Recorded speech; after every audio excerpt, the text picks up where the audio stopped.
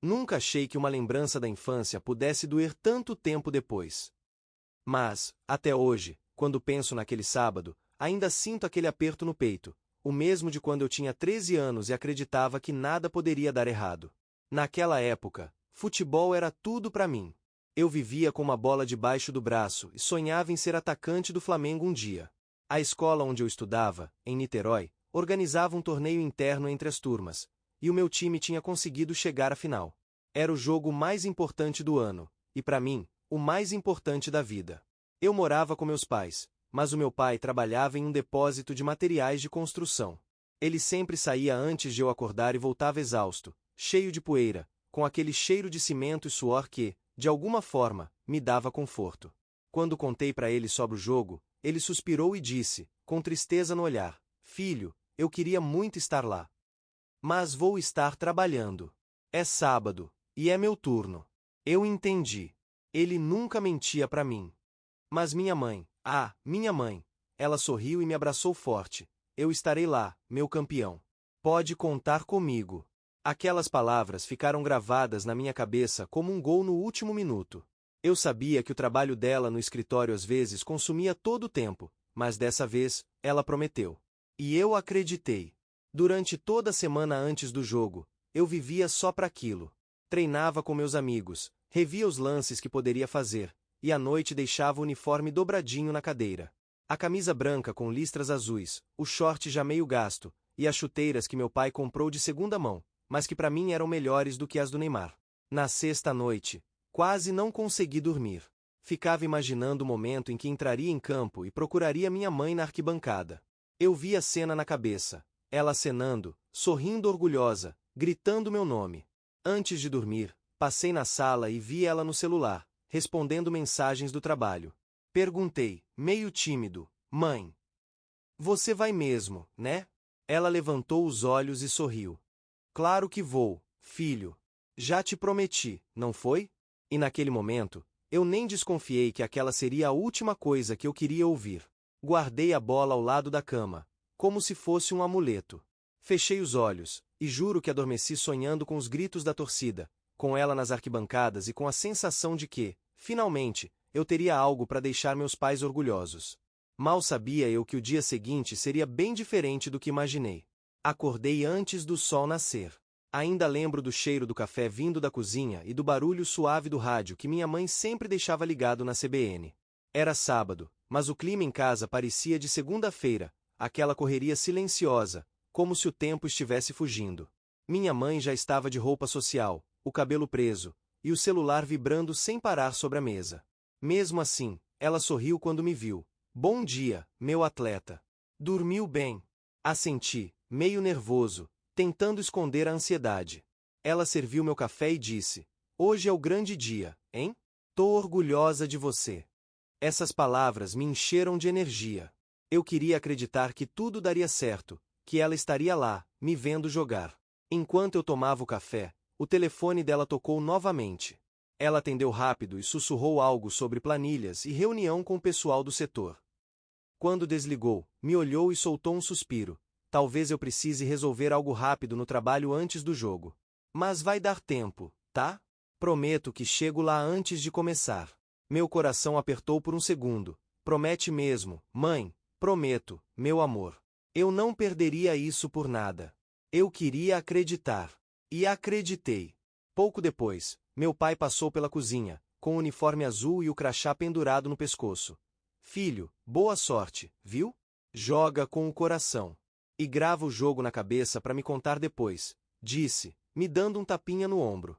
Ele olhou para minha mãe por um instante, e percebi algo diferente no olhar dos dois, como se ele soubesse que talvez ela não conseguisse cumprir o que prometeu. Mas eu não queria pensar nisso. Peguei minha mochila, o uniforme dobrado, e fui para a escola com o coração acelerado. O ar da manhã estava fresco, e eu caminhava chutando pedrinhas pelo caminho, imaginando a cena dela na arquibancada, batendo palmas, orgulhosa. Quando cheguei ao colégio, o campo já estava cheio de vozes e risadas. Os pais se agrupavam com câmeras e bandeiras, alguns traziam garrafinhas d'água, outros gritavam o nome dos filhos. Eu procurei minha mãe entre as pessoas, mas era cedo, ela ainda teria tempo. Os professores nos reuniram para conversar sobre a importância do jogo, e meus amigos estavam animados, falando alto, brincando. Ei, Lucas, sua mãe vem? Perguntou meu melhor amigo, o Rafael. Vem sim, respondi com firmeza, e um sorriso meio nervoso. Eu queria acreditar em cada palavra. Quando o árbitro apitou chamando os times pro aquecimento, o sol já estava mais forte. Eu respirei fundo, olhei para as arquibancadas. E não vi ninguém conhecido. Mas ainda faltavam 15 minutos pro jogo começar. Ela vai chegar, pensei. Ela prometeu. E naquele momento, eu ainda acreditava que promessas tinham o poder de parar o tempo. O apito do árbitro soou, e eu senti o coração bater mais rápido do que nunca. As vozes misturavam-se ao som da bola sendo chutada, e o sol brilhava tão forte que parecia querer participar do jogo também. Eu entrei em campo decidido. Esse é o meu dia, pensei. Cada passe, cada corrida, cada chute, tudo era para ela. Eu queria que minha mãe me visse jogando bem, que sentisse orgulho. Nos primeiros minutos, eu jogava com o coração. Fiz um drible bonito, a torcida gritou, e automaticamente olhei para a arquibancada. Nada. Nenhum sinal dela. Deve estar vindo, pensei. Talvez se atrasou um pouco. Continuei jogando, tentando me concentrar. O treinador gritou instruções, os colegas corriam, e eu só pensava em uma coisa: ela vai chegar agora. Vai chegar a qualquer momento. Mas o tempo passava. Quando o juiz apitou o intervalo, eu estava suado, com as pernas tremendo de cansaço, e uma ansiedade que queimava mais do que o sol. Fui até minha mochila, peguei a garrafinha d'água e, por impulso, olhei o celular. Havia uma notificação do Instagram. Curioso, abri, e foi como se o chão tivesse desaparecido. Minha mãe sorria numa foto, sentada ao redor de uma mesa cheia de papéis e laptops. Na legenda, um dos colegas dela escreveu: reunião produtiva de sábado com a equipe. Trabalhar com gente dedicada assim é um privilégio. Ela estava ali, de terno, sorrindo, enquanto eu, do outro lado da cidade, esperava para ver aquele mesmo sorriso nas arquibancadas. Eu senti o estômago embrulhar. O barulho do campo ficou distante. A água desceu pela garganta e pareceu amarga. Rafael veio até mim. Tá tudo bem, cara? Assenti, sem conseguir falar. Sua mãe chegou? Balancei a cabeça, mentindo. Tá a caminho. Mas no fundo, eu sabia. Ela não viria. Na segunda metade do jogo, minhas pernas não respondiam. A bola parecia pesada, o campo enorme. Eu jogava no automático, só para terminar logo. O treinador gritava meu nome, mas o som vinha de longe, abafado, como se eu estivesse debaixo d'água. Quando o juiz apitou o fim do jogo, o placar mostrava 3-2 pra gente. Meus colegas comemoraram, abraçando uns aos outros. Gritavam, riam, tiravam fotos com os pais. E eu? Eu fiquei parado no meio do campo, olhando as arquibancadas vazias. O vento balançava as bandeiras, e eu fiquei ali, sozinho, tentando engolir o nó na garganta. Um dos professores veio até mim, com um sorriso simpático. Parabéns, Lucas. Você jogou bem, garoto. Agradeci com um aceno de cabeça, tentando disfarçar as lágrimas que ameaçavam cair. Naquele instante, eu entendi que o barulho da torcida pode ser ensurdecedor, mas nada é mais doloroso do que o silêncio de quem a gente ama não estar lá. O caminho de volta para casa parecia mais longo do que nunca. Eu caminhava devagar, com a mochila pendurada em um ombro e a medalha balançando no peito. Cada passo soava como um lembrete. Ela não veio. O sol já começava a se pôr quando cheguei no portão de casa. Vi o carro dela na garagem. Por um instante, um pedacinho de mim quis acreditar que ela tivesse se atrasado, que tivesse chegado depois do jogo e ficado procurando por mim. Eu queria tanto acreditar nisso. Mas, quando abri a porta, ela apareceu sorrindo na sala.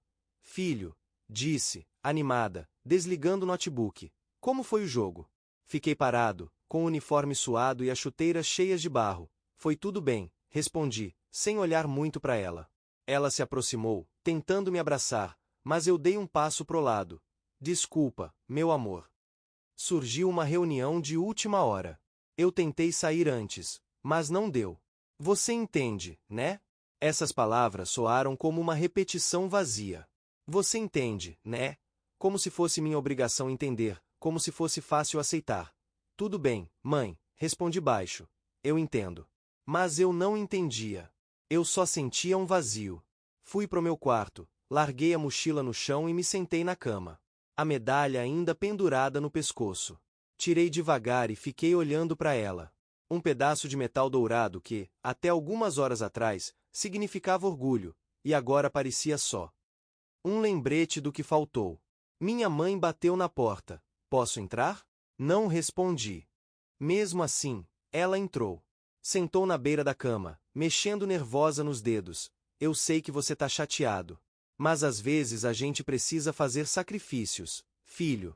O trabalho é importante, e essa reunião era algo que eu não podia recusar. Olhei para ela e perguntei, com a voz embargada, e eu podia ser recusado? Ela ficou em silêncio. O tipo de silêncio que grita mais alto que qualquer briga. Depois de um tempo, ela suspirou e saiu do quarto, fechando a porta devagar. Apaguei a luz e fiquei deitado, olhando o teto. Lá fora, ouvi o som da televisão ligada, o riso forçado de algum programa de auditório. Dentro de mim, um peso, como se algo tivesse quebrado. Naquela noite, guardei a medalha numa gaveta e prometi a mim mesmo que nunca mais criaria tanta expectativa em promessas. Foi naquele dia que aprendi, sem querer, que o amor também pode falhar quando mais precisamos dele. Hoje, olhando para trás, consigo entender um pouco melhor aquela tarde. Eu já sou adulto, com meus próprios desafios, trabalho e responsabilidades. Mas, mesmo com o tempo, algumas lembranças permanecem cristalinas, e aquela de ter esperado minha mãe nas arquibancadas do campo escolar é uma delas. Na época, eu carreguei um peso enorme. Senti-me traído, sozinho, e por muito tempo guardei mágoa. Como podia alguém que prometeu estar lá simplesmente não aparecer?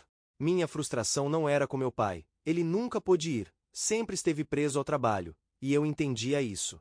Minha expectativa estava toda na minha mãe, na única pessoa que podia me ver naquele momento.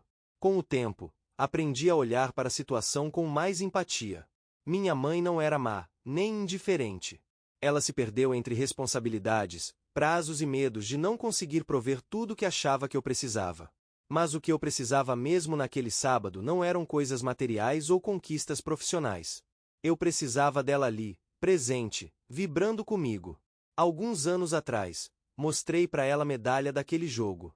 Ela me abraçou e chorou. Não chorou por mim, mas por ela mesma, por ter perdido a chance de estar lá, por não ter cumprido a promessa que me fizera. Aquele abraço me ensinou que todos nós cometemos erros, e que arrependimento pode vir tarde demais, mas ainda assim é genuíno. Hoje, quando lembro daquele jogo, sinto tristeza, sim. Mas também sinto aprendizado.